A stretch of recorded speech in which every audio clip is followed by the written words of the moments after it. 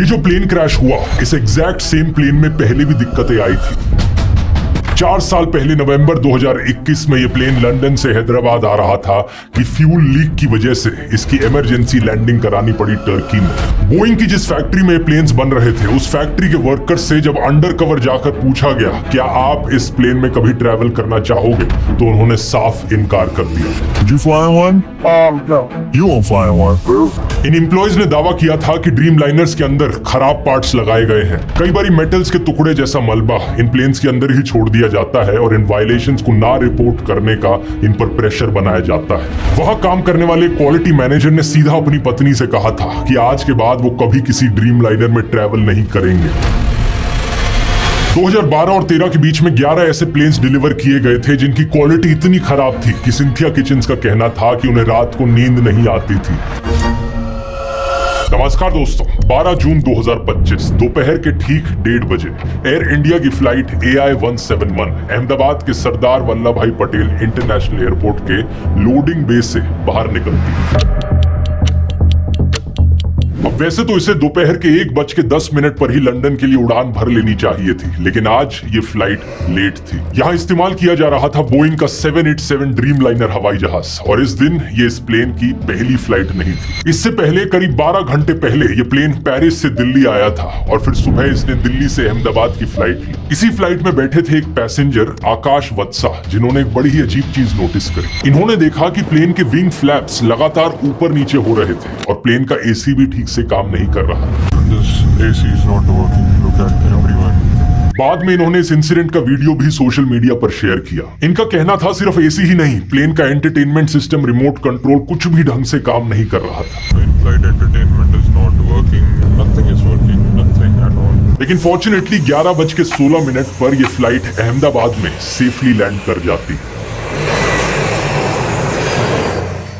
करीब 12:20 पर इस प्लेन की रिफ्यूलिंग करी जाती है और एग्जैक्टली 42 मिनट्स का समय लगता है इस प्लेन में फ्यूल भरने में, जो कि यूजुअल से थोड़ा सा ज्यादा है। आमतौर पर 30 से 35 मिनट का समय लगना चाहिए। एक DGCA के ऑफिशियल बाद में इंडियन एक्सप्रेस को बताते हैं कि ये कोई आउट ऑफ ऑर्डिनरी चीज नहीं थी, थोड़ा सा ज्यादा समय लग सकता है फ्यूल भरने में एक ऐसी मैक्स पेलोड फ्लाइट के लिए। लेकिन जब फ्यूल भर रहा था, पैसेंजर्स प्लेन में चढ़ रहे थे। एग्जैक्टली 242 लोग इस प्लेन में चढ़ते हैं। 230 पैसेंजर्स, 10 क्रू मेंबर्स और 2 पायलट्स। प्लेन की कमांड संभाले हुए थे कैप्टन सुमित सबरवाल, जिनके पास 8200 आवर्स का फ्लाइंग एक्सपीरियंस था। इनके साथ थे को पायलट क्लाइव कुंदर, जिनके पास 1100 घंटे का फ्लाइंग एक्सपीरियंस था। दोपहर के 1:31 पर यह प्लेन एक्टिव रनवे की तरफ जाना शुरू करता है। 1:34 पर अहमदाबाद के एयर ट्रैफिक सर्विसेज से इसे टेक ऑफ की परमिशन मिल जाती है और ठीक 1:38 और 24वें सेकंड पर इसके सारे प्री चेक फ्लाइट चेक्स पूरे हो जाते हैं। टेक ऑफ करने से ठीक पहले किसी भी तरह की कोई वार्निंग नहीं थी। रनवे चेंज, थ्रस्ट मॉडिफिकेशन और फ्लैप एडजस्टमेंट की कोई भी रिक्वेस्ट नहीं आई थी। वेदर भी ठीक था और विजिबिलिटी भी अच्छी थी। टेम्परेचर थोड़ा ज्यादा था, लेकिन ऑपरेशनल लिमिट के अंदर था। ये प्लेन रनवे नंबर 23 पर जाकर अपनी पोजीशन ले लेता है। 1:48 और 44वें सेकंड पर यह प्लेन रनवे नंबर 23 से टेक ऑफ कर जाता है। अगर आप इस इंटरनेशनल एयरपोर्ट को सैटेलाइट इमेजरी से देखेंगे तो आपको दिखेगा कि इसमें एक ही रनवे है और चारों तरफ ये एयरपोर्ट घिरा हुआ है रेजिडेंशियल एरियाज। इन्हीं आसपास के घरों में रह रहा था एक 17 साल का लड़का आर्यन, जो उस समय पर अपने दोस्तों को दिखाना चाहता था कि एक प्लेन कैसे उड़ता है, तो वो अपना फोन निकालकर वीडियो फिल्म करने लगता है। इसके द्वारा लिए गए वीडियो में देखने को मिलता है कि कैसे प्लेन का लैंडिंग गियर ऊपर नहीं आया है। 1:38 पर प्लेन हवा में 625 फीट की हाइट पर पहुंचता है, लेकिन इससे ऊपर नहीं जा पाता। कुछ ही सेकंड्स बाद पायलट्स एयर ट्रैफिक कंट्रोलर को कॉल करके कहते हैं, Thrust not achieved. Falling. Mayday.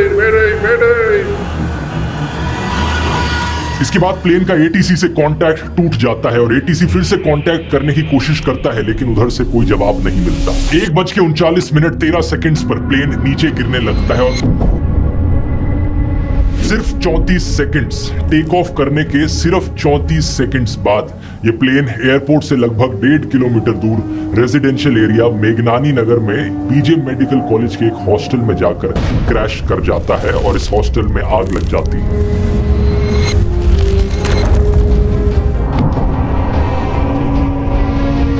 Hostel में इस वक्त लंच ब्रेक चल रहा था और लगभग 35 स्टूडेंट्स कैंटीन में जमा थे। एकदम से प्लेन आकर कैंटीन से टकरा गया। किसी स्टूडेंट को समझ नहीं आया कि ये क्या हुआ है। अपनी जान बचाने के लिए स्टूडेंट्स खिड़कियों से कूदने लगे। कोई सेकंड फ्लोर से कूदा तो कोई थर्ड फ्लोर से। वहां पास रहने वाले लोगों ने बताया कि जब प्लेन मेडिकल कॉलेज के हॉस्टल से जाकर टकराया तब एक बहुत ही तेज आवाज सुनाई दी और उन्हें लगा कि जैसे कोई भूकंप आ गया हो। जब उन्होंने बाहर आकर देखा तो चारों तरफ सिर्फ धुआं धुआं था और जमीन पर मलबा पड़ा हुआ था। प्लेन में मौजूद सभी लोगों में से सिर्फ एक पैसेंजर जिंदा बचे, विश्वास कुमार रमेश, एक ब्रिटिश सिटीजन जो इमरजेंसी एग्जिट के पास सीट नंबर 11A पर बैठे थे। इनका कहना है कि प्लेन के जिस साइड इनकी सीट मौजूद थी, प्लेन का वो हिस्सा चांस की बात है जमीन की तरफ गिरा। उन्हें बाहर खाली जगह दिखी तो वो इमरजेंसी एग्जिट से बाहर आ गए, लेकिन प्लेन का दूसरा हिस्सा दीवार से ब्लॉक था। इसी कारण से कोई और बाहर नहीं आ पाया। सरकार ने अभी तक ऑफिशियल टोल नहीं बताया है एग्जैक्टली कितने लोग यहाँ मारे गए, लेकिन अनुमान है कि ये नंबर 270 से भी ज्यादा होगा। ये प्लेन क्रैश इतिहास के पन्नों में लिखा जाएगा, दुनिया के सबसे खौफनाक क्रैशेस में से एक। सवाल सबके मन में एक ही है, आखिर ये क्रैश हुआ क्यों? यहाँ किसकी जिम्मेदारी बनती है, एयर इंडिया, बोइंग या सरकार? आइए मौजूदा एविडेंस के आधार पर समझने की कोशिश करते हैं कि एग्जैक्टली यहाँ हुआ क्या था।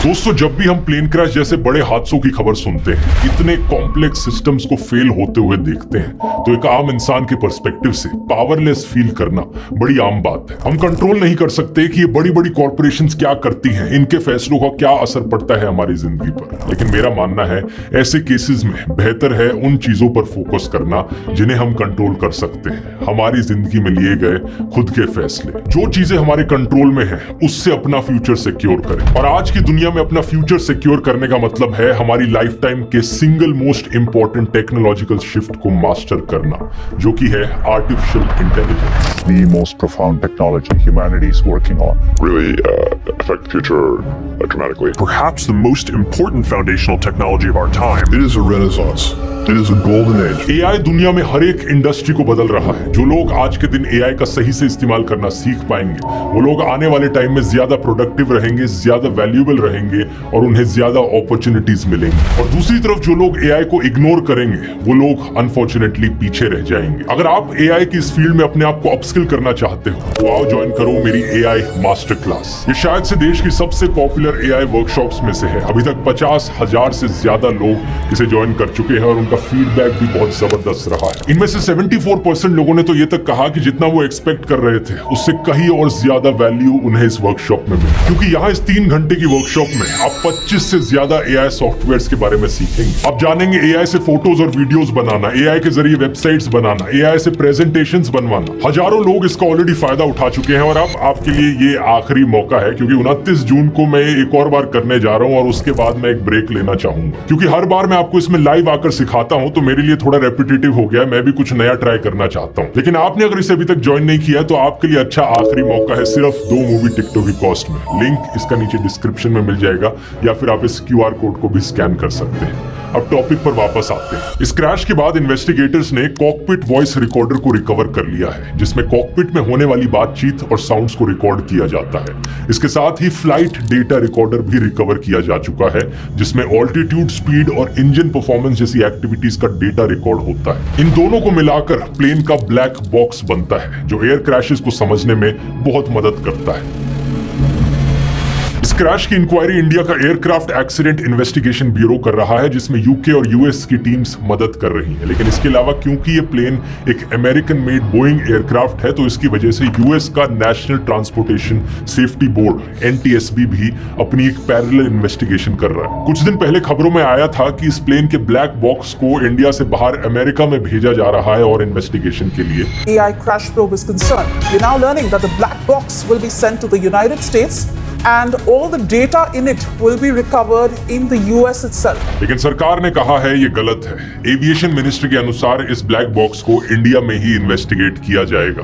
लेकिन इस ब्लैक बॉक्स के अलावा हमारे पास कुछ और सबूत है जो ऑलरेडी पब्लिकली मौजूद है। सबसे पहले फ्लाइट रेडार का डेटा जो एग्जैक्ट टाइमिंग्स बताता है कि कब प्लेन से कम्युनिकेट किया गया, एटीसी ने एग्जैक्टली कब क्या कहा, कब प्लेन ने टेक ऑफ किया, इससे पहले कौन सी फ्लाइट्स ली गई, ये प्लेन कितने ऑल्टीट्यूड पर उड़ा और इसकी स्पीड कितनी थी जब ये अपने हाईएस्ट पॉइंट पर मौजूद था। ये सारी इंफॉर्मेशन हमारे पास अवेलेबल है और इसके अलावा मौजूद है दो बड़े महत्वपूर्ण वीडियोस। एक वीडियो जो उस समय 17 साल का आर्यन अंसारी अपनी छत से बना रहा था, जो अपने गांव से पहली बार अहमदाबाद घूमने आया था और अपने दोस्तों को प्लेन के वीडियोस दिखाना चाहता था। तो मतलब नज़दीक से करीब से गुजर रहा था तो उसने वीडियो बना लिया कि जाऊंगा अपना गांव देहात में दिखाऊंगा, दोस्त या फ्रेंड को अपना करेंगे कि इतना नज़दीकी से प्लेन उठता है यहाँ पे। और दूसरा जरूरी वीडियो हमारे पास आता है एयरपोर्ट पर लगे हुए सीसीटीवी से। इस दूसरे वीडियो में प्लेन के टेक ऑफ से लेकर क्रैश तक सब कुछ देखा जा सकता है, लेकिन क्वालिटी इतनी ज्यादा नहीं। लेकिन पहला वीडियो जो रिलेटिवली हाई क्वालिटी का है उसमें हमें देखने को मिलता है कि प्लेन के क्रैश होने से पहले प्लेन के लैंडिंग गियर्स बाहर निकले हुए थे। ये चीज नॉर्मल नहीं है। एरोप्लेन्स के टेक ऑफ होने के तुरंत बाद पायलट जो सबसे पहला काम करते हैं वो होता है लैंडिंग गियर को अंदर करना। इसके बाहर निकले रहने पर टेक ऑफ में दिक्कत आती है। इसके अलावा वीडियो में हमें देखने को मिलता है कि प्लेन के विंग फ्लैप्स खुले नहीं हुए थे, रिट्रैक्टेड थे। विंग फ्लैप्स हवाई जहाज के विंग्स पर एग्जैक्टली यहां मौजूद होते हैं। इन फ्लैप्स के खुलने और बंद होने से प्लेन का ऊपर नीचे जाना कंट्रोल किया जा सकता है। जब ये फ्लैप्स खुलते हैं, डिप्लॉय किए जाते हैं। डिप्लॉय किए जाने का मतलब है बाहर निकल के नीचे की तरफ पॉइंट करना। तो ज्यादा सरफेस एरिया मिलता है जिसकी वजह से लिफ्ट पैदा होती है और ड्रैग भी बढ़ता है। इसकी मदद से प्लेन टेक ऑफ के वक्त ऊपर उड़ पाता है। वैसे लैंडिंग और टेक ऑफ दोनों केसेस में प्लेन के फ्लैप्स को डिप्लॉय किया जाता है, लेकिन जिस एंगल पर डिप्लॉय किया जाता है वो अलग होता है। लेकिन सिर्फ जब प्लेन हवा में सीधा उड़ रहा होता है फ्लैप्स को रिट्रैक्ट करके रखा जाता है। अब हमारी इस एयर इंडिया फ्लाइट में टेक ऑफ के वक्त फ्लैप्स रिट्रैक्टेड थे, सही तरीके से खुले नहीं हुए थे और लैंडिंग गियर भी बाहर था। अब सवाल ये कि ऐसा क्यों हुआ, इसको लेकर कई थ्योरीज बनाई गई हैं। इकोनॉमिक टाइम्स ने एक थ्योरी लिखी कि टेक ऑफ के बाद एक तेज आवाज आई होगी प्लेन के इंजन फेल होने की वजह से। इसे सुनकर पायलट्स घबरा गए और लैंडिंग गियर अंदर करना भूल गए। ऐसी ही एक मिलती जुलती थ्योरी है कि को पायलट ने गलती से लैंडिंग गियर की जगह विंग फ्लैप्स अंदर कर दिए। ये सभी थ्योरीज आती हैं इस कैटेगरी के अंदर कि पायलट्स की गलती थी। लेकिन न्यूज लॉन्ड्री को एयर इंडिया के एक 787 के पायलट ने बताया कि इस थ्योरी के साथ बड़ी दिक्कत यह है कि ड्रीम लाइनर में बड़े वार्निंग सिस्टम्स लगे होते हैं। अगर फ्लैप्स अच्छे से सेट नहीं किए हो तो पायलट्स को वार्निंग दी जाती है, ढेर सारी वार्निंग लाइट्स बजने लगती हैं। इसके अलावा कैप्टन सुमित सबरवाल का 8000 से ज्यादा फ्लाइंग आवर्स का एक्सपीरियंस था, बहुत ही एक्सपीरियंस्ड पायलट थे वो। तो इस चीज की संभावना बहुत कम है कि यहाँ पर पायलट्स की तरफ से कोई गलती हुई हो। एविएशन एक्सपर्ट कैप्टन सुहेल हांडा के मुताबिक तो अगर ड्रीम लाइनर फ्लैप्स के बिना 600 फुट तक पहुंच जाता है तो फिर कोई दिक्कत नहीं आनी चाहिए, क्योंकि इसके ऊपर ले जाने के लिए एक इंजन भी काफी होता है। तो अगर ये थ्योरी सच नहीं है तो इसके बाद मोटे मोटे तौर पर एक ही पॉसिबिलिटी बचती है, प्लेन में अचानक से टोटल पावर लॉस हो जाना। और ऐसा होने का एक बड़ा सबूत हमें आर्यन के वीडियो में देखने को मिलता है। करीब से देखोगे तो इस वीडियो में आपको प्लेन के नीचे एक और ऑब्जेक्ट सा दिखाई देगा। कई सारे एक्सपीरियंस्ड पायलट्स और एक्सपर्ट्स के मुताबिक ये चीज रैट है, रैम एयर टर्बाइन। ये एक छोटा सा विंड टर्बाइन है जो इमरजेंसी सिचुएशंस के लिए आज के दिन लगभग सभी एरोप्लेन्स में मौजूद होता है। ये आपको लैंडिंग गियर के ठीक पीछे मिलेगा। जब भी किसी एरोप्लेन के सारे पावर सोर्सेस काम करना बंद कर देते हैं तब ये टर्बाइन ऑटोमेटिकली बाहर निकल कर आता है और हवा में तेज तेज घूमकर पावर जनरेट करने लगता है। इससे ज्यादा बिजली तो जनरेट नहीं होती, लेकिन इतनी जरूर होती है कि इमरजेंसी सिचुएशंस में एरोप्लेन्स में कुछ क्रिटिकल इलेक्ट्रिकल और हाइड्रोलिक सिस्टम्स काम कर सके। अब बात यह है कि अपनी बिजली जनरेट करता है एरोप्लेन की स्पीड की वजह से, क्योंकि एरोप्लेन उड़ रहा है तो उसकी वजह से जो हवा लग रही है इस टर्बाइन पर, वहां से बिजली जनरेट हो रही है। तो जितनी ज्यादा तेज प्लेन उड़ेगा और जितनी ज्यादा हाइट पर प्लेन मौजूद होगा उतना ही ज्यादा इफेक्टिवली ये रैट काम करेगा। इसको लगाने के पीछे पर्पस यही है कि पायलट्स को किसी सेफ जगह पर लैंड करने का समय मिल सकेगा। लेकिन अनफॉर्चुनेटली AI-171 की फ्लाइट में ना तो प्लेन की ज्यादा हाइट थी और ना ही प्लेन ने ज्यादा स्पीड पकड़ी थी, और ऊपर से पायलट्स के पास 30 सेकंड से भी कम का समय था, तो रैट मदद नहीं कर सका। लेकिन अगर हम ये फॉर श्योर कह सकते हैं कि जो वीडियो में हमें वो ऑब्जेक्ट निकलता हुआ दिखा वो रैट ही था, तो इससे ये हमें सबूत मिल जाता है कि एक्चुअली में इस प्लेन में टोटल पावर लॉस ही हुआ था। विश्वास कुमार रमेश ने अपनी स्टेटमेंट में कहा था कि क्रैश होने से ठीक पहले एक बड़ी तेज आवाज सुनाई दी थी और लाइट्स फ्लिकर करने लगी थी। एविएशन एक्सपर्ट और यूट्यूबर कैप्टन स्टीव शाइबनर का कहना है कि ये तेज आवाज उस हैच के खुलने की आवाज हो सकती है जिसके अंदर रैट होता है। And now we've got a guy saying he heard a loud bang and the lights flickered. What would cause that? The deployment of the rat. इसी तरह लाइट्स का फ्लिकर होना भी बड़ी आम बात है जब रैट डिप्लॉय होता है, क्योंकि ये रिजर्व इलेक्ट्रिक पावर को अपने डिप्लॉयमेंट के लिए इस्तेमाल करता है, जिससे बाकी सिस्टम्स इफेक्ट होते हैं। रैट के डिप्लॉय होने का एक और सबूत आर्यन की वीडियो में मौजूद है। उस वीडियो को जरा ध्यान से सुनो तो आपको एक प्रोपेलर जैसी आवाज सुनाई देती है। जब कोई 787 ड्रीमलाइनर का प्लेन इस तरीके से आपके ऊपर से गुजरेगा, उसकी आवाज अलग आती है। इन दोनों वीडियोस को साइड बाय साइड रखकर एक बार दोबारा से सुनिए। आपको एयर इंडिया फ्लाइट वाले वीडियो में प्रोपेलर जैसी आवाज सुनाई देगी।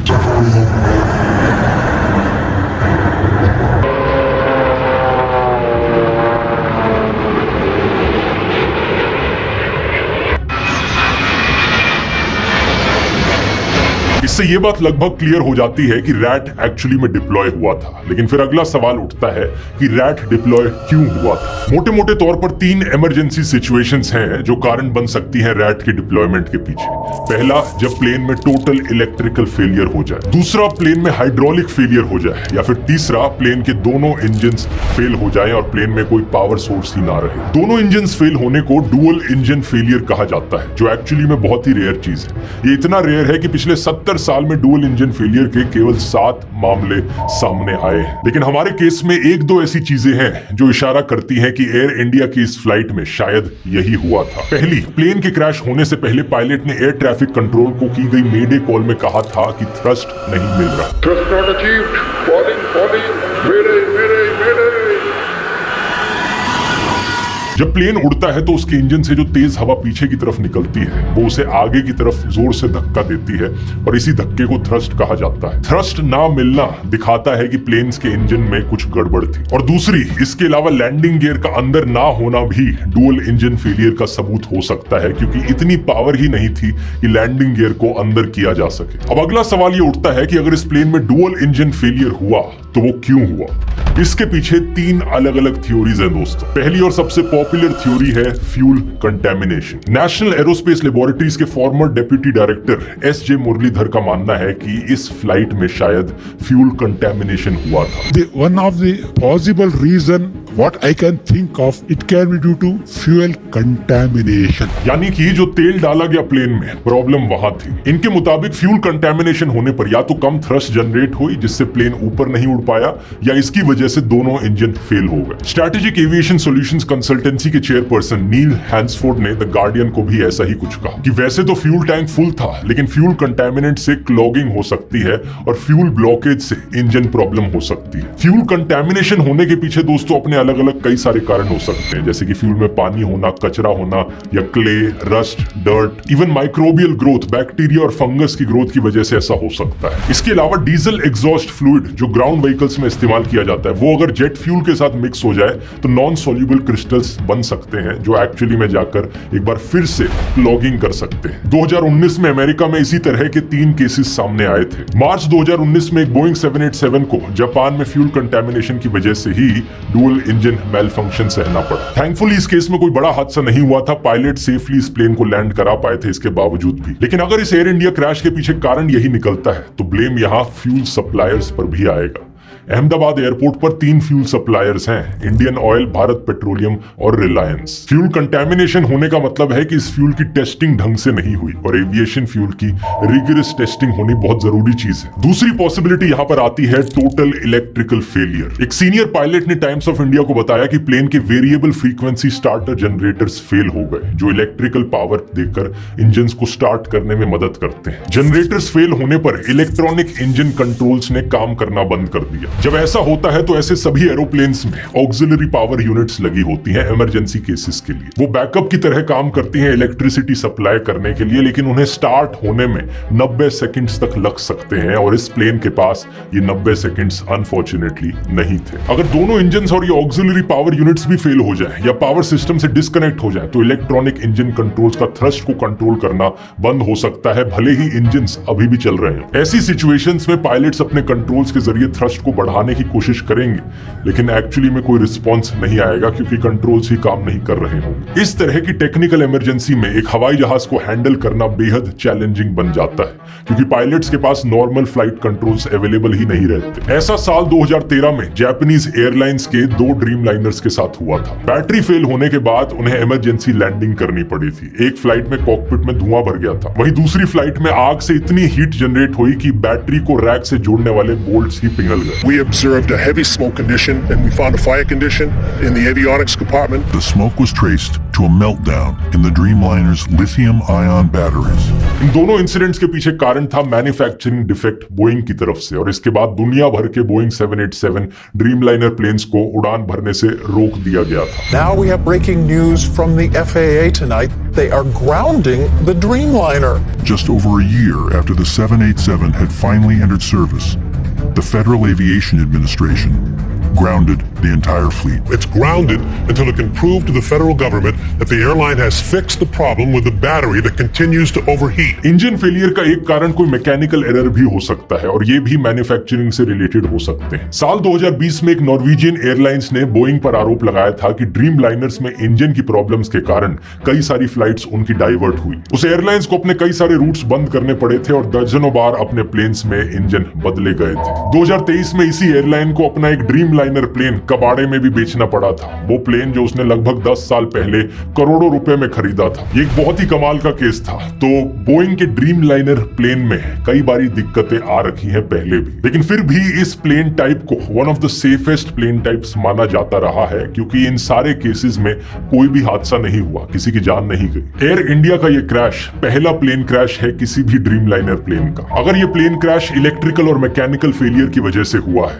या तो ये मैन्युफैक्चरिंग डिफेक्ट की वजह से हो सकता है या फिर ये एक मेंटेनेंस फेलियर हो सकता है। अगर मैन्युफैक्चरिंग डिफेक्ट हुआ तो इसका सारा ब्लेम बोइंग पर आएगा, लेकिन अगर ये मेंटेनेंस फेलियर हुआ तो इसका blame air India engineering services limited company पर जाएगा। एयर इंडिया हालांकि टाटा ओन्ड है, लेकिन ये दूसरी कंपनी आज के दिन भी सरकारी कंपनी है जो प्लेन्स की मेंटेनेंस के लिए रिस्पॉन्सिबल है। एयर इंडिया के मेजॉरिटी 787 ड्रीमलाइनर प्लेन्स को इस सरकारी कंपनी के द्वारा ही मेंटेन किया जाता है। अब ये जो प्लेन क्रैश हुआ दोस्तों, इस एग्जैक्ट सेम प्लेन में पहले भी दिक्कतें आ चुकी हैं। नवंबर 2021 में ये प्लेन हैदराबाद से लंदन जा रहा था और बीच में फ्यूल लीक देखने को मिला। इसकी वजह से इस प्लेन को टर्की के अंकारा में इमरजेंसी लैंडिंग करनी पड़ी। साथ ही इस प्लेन में बाकी ड्रीमलाइनर्स की तरह विंडशील्ड क्रैक होने के और बैटरी ओवरहीटिंग के इश्यूज भी आए थे। बैटरी ओवरहीटिंग का इशू मैंने आपको पहले भी एग्जांपल दिया था, जिसकी वजह से जनवरी 2013 में ड्रीमलाइनर्स को ग्लोबली ग्राउंड कर दिया गया था। लेकिन क्रैश से सिर्फ कुछ घंटे पहले यहाँ पर आकाश वत्सा का भी वीडियो है, जिसमें हमें देखने को मिलता है कि इस प्लेन में ना तो एसी ढंग से काम कर रहा था, ना कोई भी एंटरटेनमेंट स्क्रीन काम कर रहा था, ना ही रिमोट कोई भी बटन दबाने पर रिस्पॉन्स कर रहा था। So many people they are using these magazines. AC is not working at all. And as usual, your TV screens are also not working. Neither this button for calling the cabin crew. Nothing is working. Nothing. Not even the light is working. इस plane का आखिरी comprehensive check 2 साल पहले हुआ था जून 2023 में, और इसके बाद मार्च 2025 में इसके राइट इंजन को रिपेयर किया गया था और अप्रैल 2025 में इसके लेफ्ट इंजन का इंस्पेक्शन हुआ था। प्लेन का अगला कॉम्प्रिहेंसिव चेक दिसंबर 2025 में होना था। इस मामले में दोस्तों इस प्लेन के मैन्युफैक्चरर बोइंग पर भी कई सारे सवाल उठ रहे हैं। अल जजीरा की एक इन्वेस्टिगेशन के मुताबिक अमेरिका के फेडरल एविएशन एडमिनिस्ट्रेशन ने ड्रीमलाइनर में मौजूद लिथियम आयन बैटरीज और कई नए फीचर्स को रिगरस टेस्टिंग के बिना ही परमिशन दे दी थी। It's the FAA's job to regulate air safety. When it comes to the battery and beyond, Boeing largely polices itself. The batteries passed Boeing's tests. In line with the FAA rules, Boeing said the 787 batteries would virtually never catch fire on board an aircraft. Then they failed twice in just 9 days. Boeing के कई सारे current और farmer employees ने दावा किया है कि factory में बहुत लापरवाही से ड्रीमलाइनर प्लेन्स बनाए जाते हैं। अप्रैल 2024 में बोइंग में एक इंजीनियर रहे सैम सलेपुर ने FAA से शिकायत की थी कि ड्रीमलाइनर्स के पार्ट्स को गलत तरीके से जोड़ा गया है, जिसके कारण इनके कभी भी बीच में आसमान में टूटने का खतरा है। उन्होंने कहा कि इसके पार्ट्स को अलग अलग जगह से बनवाया जा रहा है पैसे बचाने के लिए, जो एक दूसरे के साथ ढंग से फिट नहीं होते। इन इंजीनियर ने अपने सुपरवाइजर्स को भी इन सेफ्टी इश्यूज के बारे में बताया था, लेकिन किसी ने उनकी नहीं सुनी। 2019 में न्यूयॉर्क टाइम्स की इन्वेस्टिगेशन में भी बोइंग के खुद के एम्प्लॉयज ने चार्ल्सटन फैक्ट्री में बनने वाले ड्रीमलाइनर्स की सेफ्टी पर सवाल उठाए थे। इन एम्प्लॉयज ने दावा किया था कि ड्रीमलाइनर्स में खराब पार्ट्स लगाए गए हैं। कई बार मेटल के टुकड़े जैसा मलबा प्लेन्स के अंदर ही छोड़ दिया जाता है और इन पर इन वायलेशंस के बारे में किसी को ना बताने का प्रेशर डाला जाता था।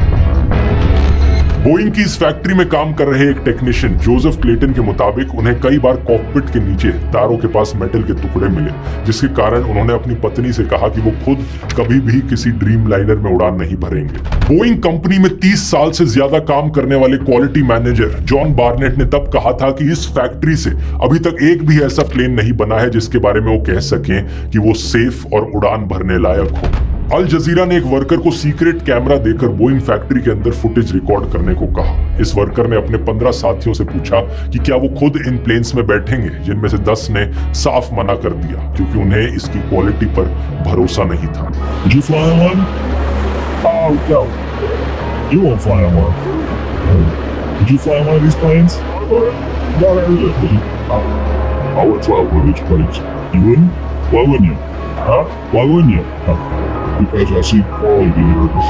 More aircraft. इस तरह से दोस्तों पिछले कुछ सालों में ड्रीमलाइनर्स पर बार बार सवाल उठते रहे हैं, लेकिन इनके डिफेंस में हमेशा से ये कहा जाता रहा है कि अगर ये प्लेन इतना ही अनसेफ है, इतना ही खराब है, तो आज तक एक भी ड्रीमलाइनर क्रैश क्यों नहीं करा है। इस पर जॉन बार्नेट ने कुछ साल पहले कहा था कि किसी भी प्लेन को बनाने में जो लापरवाही बरती गई उसके कारण प्लेन क्रैश होने में 10 से 12 साल तक लग सकते हैं। और अब एयर इंडिया का जो ये ड्रीमलाइनर क्रैश किया, ये 11 साल पुराना था। 2009 से लेकर 2016 तक बोइंग की चार्ल्सटन फैक्ट्री में क्वालिटी मैनेजर रही सिंथिया किचन्स के मुताबिक एयर इंडिया को जो 787 ड्रीमलाइनर्स दिए गए हैं उनमें कई दिक्कतें थी। 2012-13 में ऐसे 11 ड्रीमलाइनर्स डिलीवर किए गए थे जिनकी क्वालिटी इतनी खराब थी कि सिंथिया किचन्स का कहना था कि कई बार तो उन्हें रात को नींद नहीं आती थी। इन 11 एलिजिडली खराब प्लेन्स में से 6 एयर इंडिया को बेचे गए थे। जब उस वक्त सिंथिया किचन्स ने प्रॉब्लम्स जाकर अपने एक बॉस को बताई तो उन्होंने अपने बॉस से पूछा कि क्या वो अपने बच्चों को इन प्लेन्स में लेकर कभी ट्रैवल करेंगे। तो उनके बॉस ने पता है क्या कहा था? Cynthia, none of these planes stay in America. They all are going to overseas. What? Are you serious? ये सिर्फ डेवलपिंग देशों की एयरलाइंस को दिए जाएंगे, जैसे कि बाकी देशों के लोगों की जान की तो कोई कीमत ही ना हो। इसी तरह बोइंग के एम्प्लॉयज का इंटरव्यू करने वाले अल जजीरा के एक इन्वेस्टिगेटर ने बताया कि वो 3 प्लेन्स को लेकर खास तौर पर चिंता में थे, जिन्हें 2014 के पहले महीने में एयर इंडिया को डिलीवर किया जाना था। इन प्लेन्स में कई सारी गंभीर खामियां थी। 12 जून को क्रैश होने वाले 787 ड्रीमलाइनर को भी इसी पीरियड में 31 जनवरी 2014 को डिलीवर किया गया था। क्या इसे यहाँ सिर्फ एक कोइंसिडेंस माना जाना चाहिए? कई सालों से दुनिया भर के क्रिटिक्स कह रहे हैं कि बोइंग कंपनी को सेफ्टी से ज्यादा अपने प्रॉफिट्स की फिक्र है। ये पैसे बचाने के लिए शॉर्टकट्स ढूंढते हैं, जिसकी वजह से जाकर प्लेन क्रैशेस देखने को मिलते हैं। इससे पहले अक्टूबर 2018 और मार्च 2019 में बोइंग के 2 brand new 737 Max planes crash हो गए थे, जिनमें 346 लोगों की मौत हुई। मामले में लीगल एक्शन से बचने के लिए बोइंग ने यूएस जस्टिस डिपार्टमेंट के साथ $1.1 बिलियन का सेटलमेंट किया था। लेकिन सवाल यहाँ सिर्फ बोइंग से नहीं, एयर इंडिया से भी पूछे जाने चाहिए। बोइंग के प्लेन्स तो कई सारी एयरलाइंस को डिलीवर किए जाते हैं, लेकिन दुनिया में ऐसी कई सारी एयरलाइंस हैं जिनके साथ ऐसी कोई भी प्रॉब्लम नहीं आई है। क्रैश तो छोड़ो, जब से टाटा ग्रुप ने एयर इंडिया को टेक ओवर किया है, प्रॉब्लम्स कम नहीं हुई है। पायलट्स का कहना है कि उन्हें फ्लाइट्स के बीच आराम करने का मौका नहीं मिलता, जिससे वो फटीग्ड रहते हैं। इसे लेकर मई 2024 में एयर इंडिया एक्सप्रेस के 300 क्रू मेंबर्स एक साथ मास सिक लीव पर भी चले गए थे और अपने फोन्स को उन्होंने बंद कर दिया था। Breaking news coming in. A mass sick leave by senior cabin crew has halted the operations. Up to 300 senior cabin crew members have reported sick. This is a lost minute. इसी तरह जुलाई 2023 में DGCA की team ने जब 13 random points की जांच की तो पाया कि इन सेफ्टी पॉइंट्स का कभी ऑडिट नहीं किया गया था और एयर इंडिया ऑडिट की फेक रिपोर्ट्स दे रही थी। और ये एक दिन पहले की खबर देखो, लंदन से मुंबई जा रही एक एयर इंडिया की फ्लाइट में 5 पैसेंजर्स और 2 क्रू मेंबर्स मिड एयर बीमार पड़ गए। कारण इसके पीछे सस्पेक्ट किया जा रहा है फूड पॉइजनिंग।